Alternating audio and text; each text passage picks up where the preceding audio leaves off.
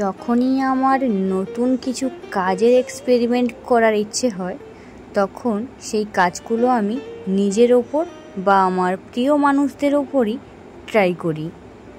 যদি কাজটা করার পরে খারাপ হয় তাহলে আমাকে কেউ কথা শোনাতে পারবে না, তাই জন্য নিজের মানুষদের ওপর অথবা নিজের ওপর আমি যে কোনো নতুন কাজ ট্রাই করি। বেশ কিছুদিন আগে আমার প্রিয় মানুষের জন্মদিন ছিল, আর আমার ইচ্ছে ছিল ওকে নিজের হাতে কিছু একটা গিফট বানিয়ে দেব, আর যেই ভাবা সেই কাজ। তাই আমি বসে পড়েছি ওর জন্য রেজিনের ফটো ফ্রেম বানাতে। এর আগে আমি রেজিন দিয়ে ফোনের কভার বানিয়েছিলাম, আর এই প্রথমবার আমি রেজিন দিয়ে ফটো ফ্রেম বানাচ্ছি।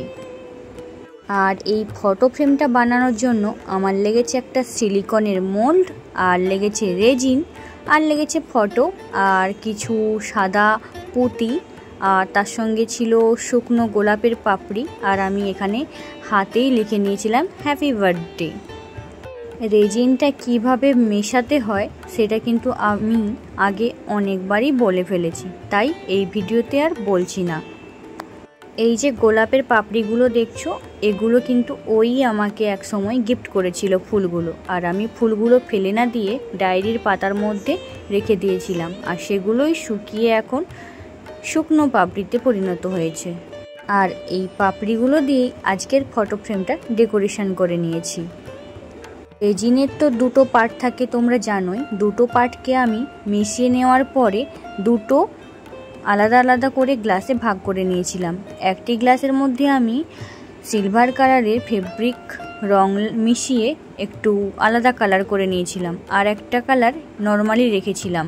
প্রথমে আমি ওই রং মেশানো রেজিনটাকে নিচের দিয়েছি, দেওয়ার পরে তারপরে ফটোটা বসিয়ে তার চারপাশে আমি এই পুঁতিগুলো দিয়েছি। তারপর এক সাইড থেকে আমি এই গোলাপের পাপড়িগুলো দিয়েছি, আর তারপর ওপর থেকে আমি প্লেন রেজিনটা দিয়ে দিয়েছি। তারপর তার ওপরে কিছু গোল্ডেন পুঁতি ছড়িয়ে ফেলেছি, আর এক সাইডে আমি হাতেই লিখে ফেলেছিলাম খাতার মধ্যে হ্যাপি বার্থডে, সেটা বসিয়ে দিয়েছি।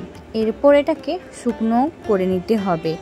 যেহেতু আমার ফটো ফ্রেমটা খুবই পাতলা আর ছোট ছিল, তাই বেশিক্ষণ লাগেনি এটা শক্ত হতে। শক্ত হওয়ার পরে আমি মোল্ড থেকে খুলে নিয়েছি, আর এর চারপাশে আমি গোল্ডেন কালার দিয়ে রং করে নিয়েছি, যাতে এটা দেখতে আরও সুন্দর লাগে। এখন দেখো পুরো লুকটা কেমন হয়েছে অবশ্যই জানিও। এটা আমার ফটো ফ্রেম নিয়ে রেজিনের প্রথম কাজ, তো অবশ্যই কমেন্টস করে জানিও যে এটা কেমন হয়েছে। আর এটাকে রাখার জন্য আমি অনলাইন থেকে একটা স্ট্যান্ড কিনে নিয়েছিলাম। এই স্ট্যান্ডের ওপরেই এই ফটো ফ্রেমটাকে সাজিয়ে রাখা যাবে, আর এটা আমার প্রিয় মানুষকে আমি গিফটও করে দিয়েছি। তোমরাও চাইলে তোমাদের প্রিয় মানুষকে এরকম গিফট বানিয়ে দিতেই পারো। আমি আমার প্রিয় মানুষদের নিজের হাতে বানানো জিনিস দিতেই বেশি পছন্দ করি, তবে সবসময় সময় হয়ে ওঠে না, কিন্তু সময় ছিল বলে আমি এটা করে নিয়েছি। তো চলো আজকের মতো টাটা।